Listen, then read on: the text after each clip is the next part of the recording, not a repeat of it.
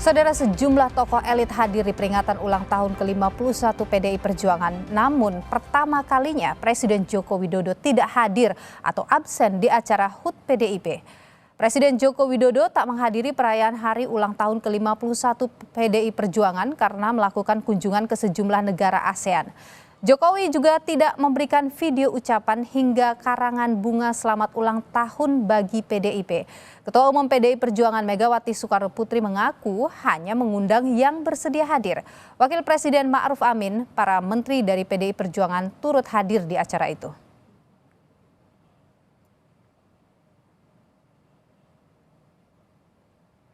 Untuk pertama kalinya, Presiden Joko Widodo tidak hadir dalam perayaan hari ulang tahun PDI Perjuangan.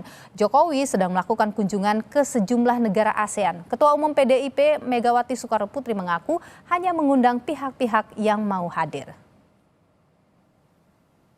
PDI Perjuangan merayakan HUT ke-51. Namun untuk pertama kalinya Presiden Joko Widodo tidak hadir karena sedang melakukan kunjungan ke luar negeri. Acara ini hanya dihadiri Wakil Presiden Ma'ruf Amin dan sejumlah menteri dari PDIP. Saat menyapa Wakil Presiden Ma'ruf Amin, Megawati mengaku hanya mengundang yang bersedia hadir.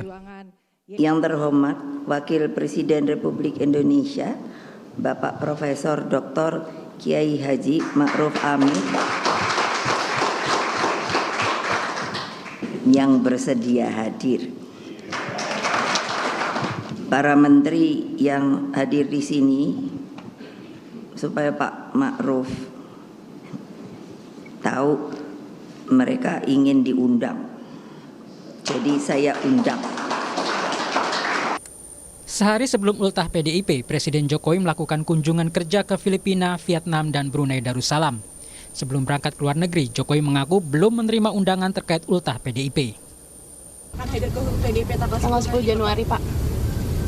PDIP, Pak. Tanggal 10 Januari itu kan belum dapat undangan. Terima kasih, Pak. Sekjen PDI Perjuangan Hasto Kristianto menyebut Presiden Joko Widodo memang tak diundang karena menghormati agenda kenegaraan Presiden Joko Widodo. Kita ini kan juga merasakan betapa pentingnya urusan bangsa dan negara. Dari juru bicara Bapak Presiden Jokowi sudah menyebutkan bahwa beliau akan menjalankan tugas kenegaraan ke Filipina. Ya, tugas kenegaraan itu kan untuk kepentingan bangsa dan negara, untuk kepentingan rakyat. Partai juga berjuang untuk kepentingan rakyat. Hubungan PDI Perjuangan dan Jokowi jadi perbincangan setelah Jokowi makan malam dengan Menteri Pertahanan sekaligus Capres nomor urut 2 Prabowo Subianto pada 5 Januari lalu. Jokowi mengaku membahas soal Pilpres dalam pertemuan itu. Ketemu malam hari, ketemu hari libur kan, dan makan juga. Terima kasih, Pak. Pak, terkait dengan Bahas pemerintahan ada, bahas Pilpres juga ada. Peneliti politik ISEAS, Madi Supriyatma menilai Presiden Joko Widodo harus memperjelas soal posisi politiknya. Menurut Made, tak masalah jika Presiden mendeklarasikan dukungan, namun yang terpenting aparat negara harus tetap netral. Dalam politik, dalam kampanye yang normal, Jokowi berpihak itu juga tidak apa-apa. Ya, menurut saya jauh lebih baik kalau beliau mengatakan secara tegas bahwa ya saya mendukung Prabowo Gibran. Sinyal meretaknya hubungan Joko Widodo dan PDI Perjuangan makin mencuat, ditambah adanya kecenderungan arah dukungan Jokowi ke Prabowo Gibran. Namun demikian, publik menuntut komitmen netralitas pemerintah serta jajaran menjaga pemilu 2024 jujur, adil, dan damai tetap terjaga. Tim Liputan Kompas TV. Saudara, hari ulang tahun PDI Perjuangan ke-51 tidak dihadiri Presiden Joko Widodo yang sedang berkunjung ke luar negeri. Ketua Umum PDI Perjuangan Megawati Soekarnoputri menyebut hanya mengundang pihak-pihak yang mau hadir atau yang memang mau hadir. Apakah ketidakhadiran Jokowi ini berkaitan dengan dinamika Pilpres 2024? Kita bahas, saudara, bersama politisi PDIP Deddy Sitorus dan juga Direktur Eksekutif Indo Strategik Ahmad Hoirul Umam. Saya menyapa dulu Bapak-bapak. Selamat malam Bapak-bapak, sehat? malam Mbak Nilo, Mas Umam.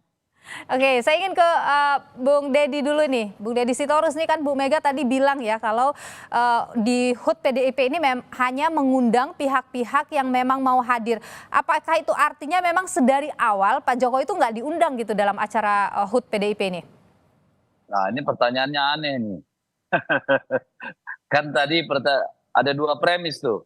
Apakah apa tadi Pak Jokowi nggak diundang, kan gitu nih, sama Pak Jokowi ke luar negeri. Jadi tadi sudah jelas bahwa Pak Sekjen menyatakan dari berminggu yang lalu juru bicara istana itu mengatakan bahwa Pak Jokowi akan pergi mengelilingi negara-negara ASEAN ketika saat pelaksanaan ulang tahun PDI Perjuangan.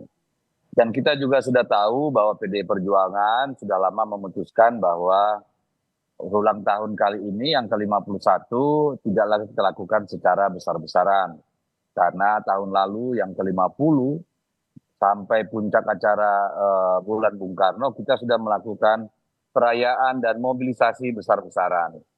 Dan sekarang juga situasinya adalah situasi masa pemilu, sehingga kita berpikir lebih baik kader-kader fokus pada upaya pemenangan Ganjar Mahfud dan pemenangan Pileg, sehingga kita memang secara terbatas melakukan acara terbatas silaturahmi perayaan ulang tahun dengan undangan yang terbatas, tetapi secara daring melalui Zoom itu dihadiri oleh banyak kader-kader PDI Perjuangan secara langsung gitu, Mbak. Oke, jadi sebenarnya sempat ingin mengundang Pak Jokowi juga, cuman karena ada agenda tidak jadi, begitu Bang Deddy? Ya, saya kira sudah sangat wajar kalau PDI Perjuangan mengundang kader-kadernya, terutama yang mendapat amanah pada jabatan-jabatan publik. Oke. Tetapi kan kita sudah dapat warning bahwa yang bersangkutan akan jalan-jalan ke luar negeri untuk tugas kenegaraan, ya kita hargai dong. Oke. Dan kira-kira seperti itu, Mbak. Karena publik kemudian menilai, wah ini ada sudah mempertegas nih keretakan hubungan Pak Jokowi dengan PDIP. Bagaimana Bung Deddy? Benar begitu? Ya silakan rakyat menilai, silakan Pak Jokowi yang menjawab. Kan kalau kami tidak merasa ada masalah dalam konteks hubungan kepartaian, dalam konteks hubungan kenegaraan. Kan di situ yang menjadi pijakan kami. Tetapi kalau orang berandai-andai menginterpretasi atau Pak Jokowi merasa seperti itu, ya tanyakan pada Pak Jokowi, bukan pada kita gitu loh, Mbak. Oke, saya ingin ke Mas Umam dulu. Mas Umam, ketidakhadiran Pak Jokowi ini apakah karena Pak Jokowi mungkin ingin mempertegas begitu jarak antara Jokowi dengan PDIP atau bagaimana kalau Anda membacanya? Mbak Nilo, saya pikir apa yang dilakukan oleh Pak Jokowi hari ini, satu mempertegas, mempertebal, dan juga mengkonfirmasi bahwa ada situasi yang memang sangat-sangat problematik antara Pak Jokowi dengan PDIP. Dan rasanya teman-teman PDIP juga sudah tidak terlalu defensif dengan itu, dan mencoba untuk mengembrace realitas politik itu, dan dikonfirmasi bukan hanya kedatangan, ucapan video dari presiden juga tidak ada, karangan bunga juga tidak ada. Jadi kalau misal dikatakan ini adalah titik pisah dari Pak Jokowi dengan PDIP, bisa saja. Hanya saja ini belum diucapkan secara formal, tetapi ketidakhadiran dan tidak ada satupun tanda sebagai bentuk respek terhadap HUT PDIP yang sangat sakral dalam tradisi ideologi kader-kader PDIP adalah sebuah tanda pisah dari Presiden Jokowi kepada PDIP itu sendiri. Dan rasanya dari teman-teman PDIP juga sudah cukup sama, artinya bahwa dari sisi tema saja, Satyam Eva Jayate yang diambil dari doktrin seorang empu pada masa Raden Wijaya Majapahit tadi disampaikan oleh Bu Mega, dengan tema itu ingin menyampaikan pesan bahwa kebenaran pasti menang. Dan dalil-dalil argumen yang disampaikan oleh Bu Mega adalah sebuah gugatan terhadap praktik kekuasaan yang tidak menggunakan basis etika, moral, dan juga dianggap sewenang-wenang, bahkan disamakan dengan Orde Baru.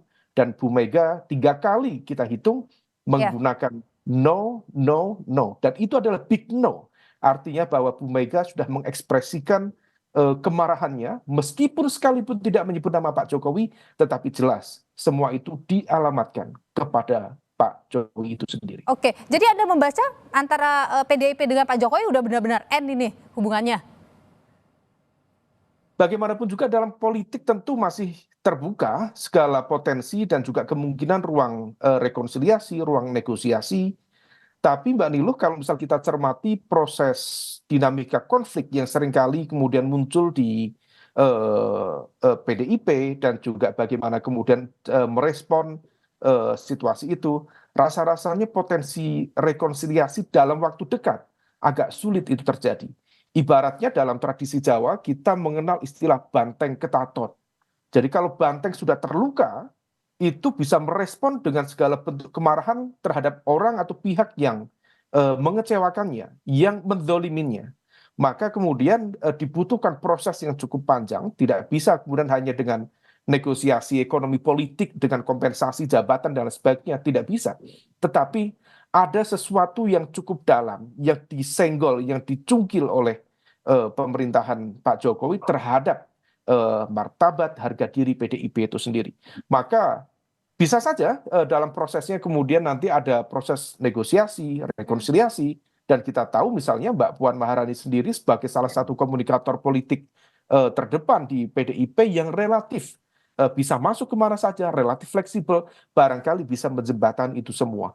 Tapi saya pikir per hari ini luka politik itu tampak menganga dan juga terlihat begitu vulgar, sehingga kemudian potensi untuk terjadinya perdamaian rasa-rasanya belum tampak per hari ini. Bahkan kalau misal kemudian statement-statement Bu Mega tadi yang bentuknya gugatan-gugatan terkait dengan konteks praktik kekuasaan yang sewenang-wenang, kemudian pelanggaran etika moral kekuasaan untuk melanggengkan kekuasaan itu sendiri, kalau misal kemudian itu disampaikan, maka sebenarnya itu sudah menjadi statement formal yang kemudian menegaskan pisah antara Pak Jokowi dan Bu Mega. Sekarang adalah responnya dari Pak Jokowi. Apakah Pak Jokowi akan menyampaikan respon secara formal atau tidak? Saya pikir itu fakta dirusak. Saya ingin ke Bung Dadi dulu. Bung Dadi, apakah PDIP atau Pak Jokowi ini masih jadi kadernya PDIP?